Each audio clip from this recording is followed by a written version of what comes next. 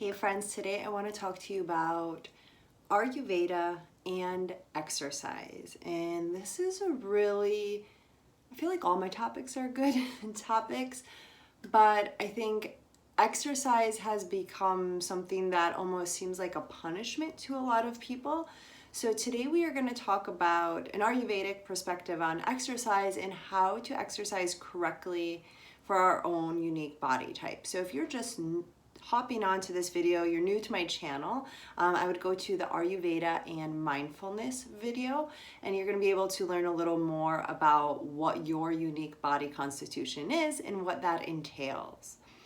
So first, reflecting back, I think about when I first started exercising. I started exercising because I thought I was fat. I used to exercise as punishment for eating food.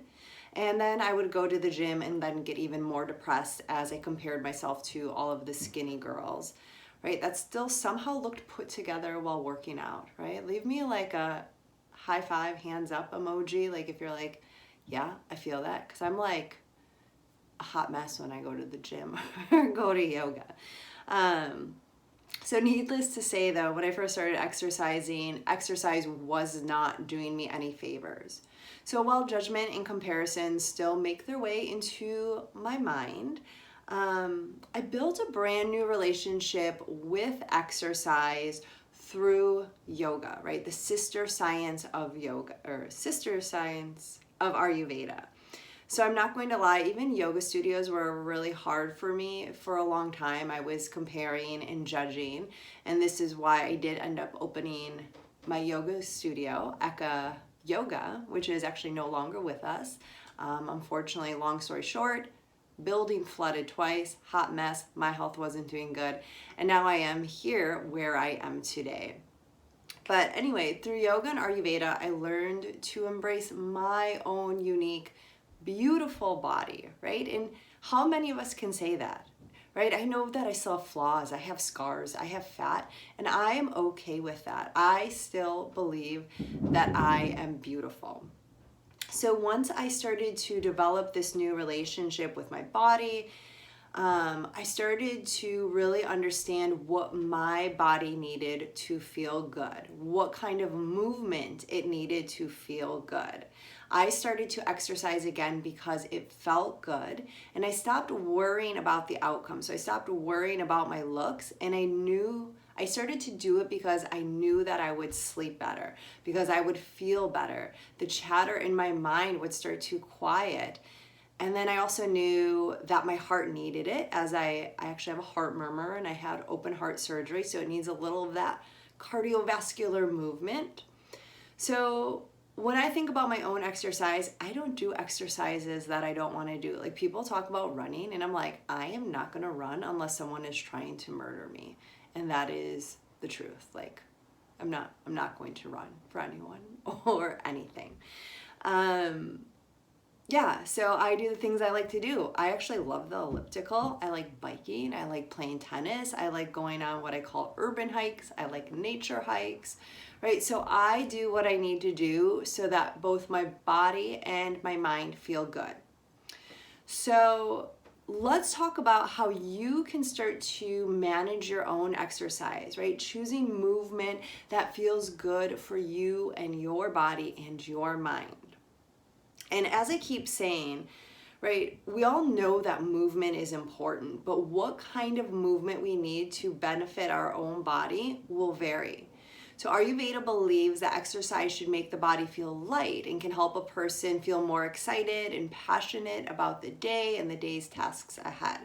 This means we should be engaging in activities that bring us joy and again, make us feel good mentally and physically.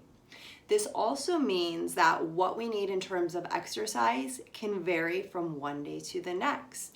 So we need to be mindful and honest with ourselves when we are going into our exercise routine. So as an overall rule or belief from Ayurveda, it believes that exercise should include some physical strain, but without creating fatigue. So if you know your body type already, Vata and pittas, listen to that, right? So it should include some physical strain, but without creating fatigue. So ideally, we want to break a gentle sweat, as Ayurveda considers sweat as to be the waste product of our fat tissue. And this is also called ama, or the release of toxins. So this excess fat gets metabolized and is excreted from the body in the form of sweat. Sweat, I don't know where I was going with that, but yeah, you want to sweat a little bit. So also regular exercise, when we can do it regularly, and again, this doesn't mean that we have to do the exact same thing every day, but when we do regular movement that makes our bodies and our minds feel good, this also aids in efficient digestion of food, absorption of nutrients, and it boosts our metabolism.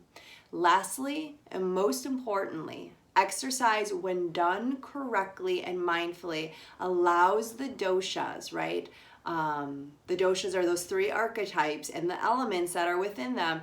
It allows these doshas to work in their physiological states in a way that promotes overall balance, right? So this is where we come back to the concept of holistic health. So now let's break down those doshas and talk about how each of them, generally speaking, need to move their bodies. So Vata is one of those constitutions or doshas, and it is comprised of air and space.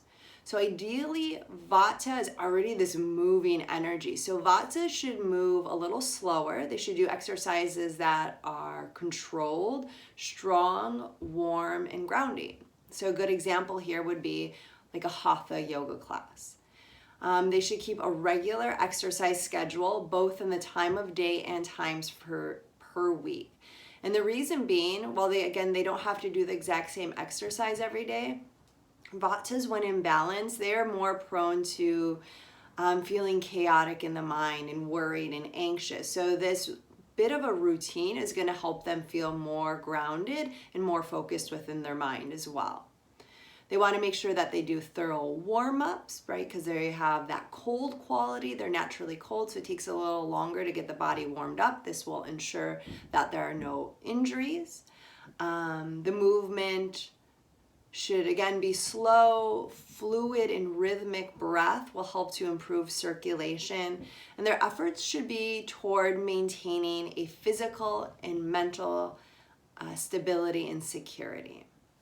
And then they should also avoid overworking muscles to avoid the creation of nervous tension. So I want you to think like say you had a really stressful day and then you hop on that elliptical and you're like, boom, boom, boom, right? What are you doing, right? You're just clenching up the body. So Vatas and Pittas want to make sure that they are softening within that movement.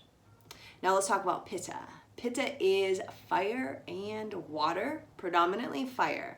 So their movement, they're going to be naturally competitive, and they're going to be the ones that are also naturally a little more athletic.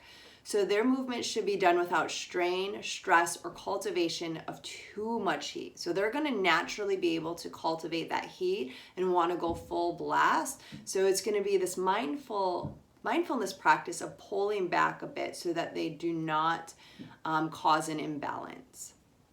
They should practice reducing aggression and increasing refinement and surrender in whatever they are doing. They should bring their focus to the subtle processes such as breathing and effortlessness.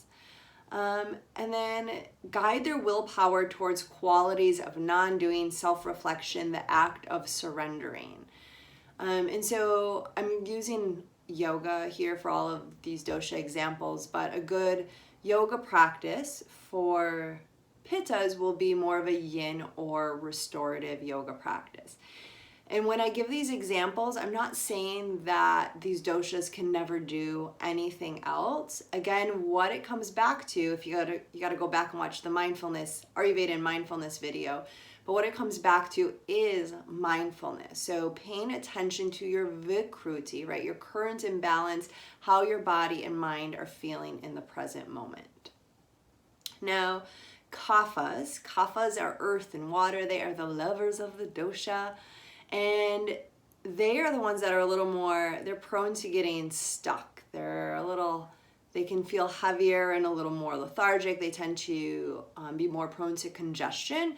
So their movement needs to be strong and energizing and warm, right? Creating heat and sweating with sustained effort.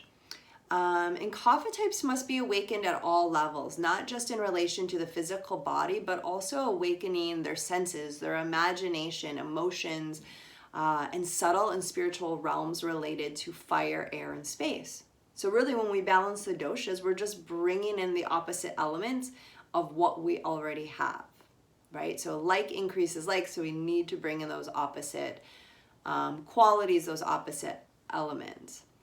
Kaphas should also aim to release excess kapha in the upper spine by stimulating the lungs and improving respiratory function. So a good yoga class for kaphas, it's going to be a vinyasa practice, right? That practice that is more fluid, lots of ups and downs, and creates a lot of heat. So I'm hoping that this was helpful and gives you a little more insight to how you can exercise for your body type. And also I hope this is a nice reminder to ensure that you stay mindful, right, with everything that you do, not just your exercise, but how you eat, how you move, how you interact. Now, if you want to dive a little deeper into all of these Ayurveda goodies, I highly recommend you join me in the Holistic Hub. Great place to dive into some dosha balancing yoga classes, meditation, there's recipes. I do monthly talks and Q&A sessions. I mean, I could go on. The hub is amazing. You know where to find more about it, right? Just check out my profile and feel free to reach out or leave a comment if you have any questions or like this. If you loved it, subscribe, and I will talk to you guys soon. Bye.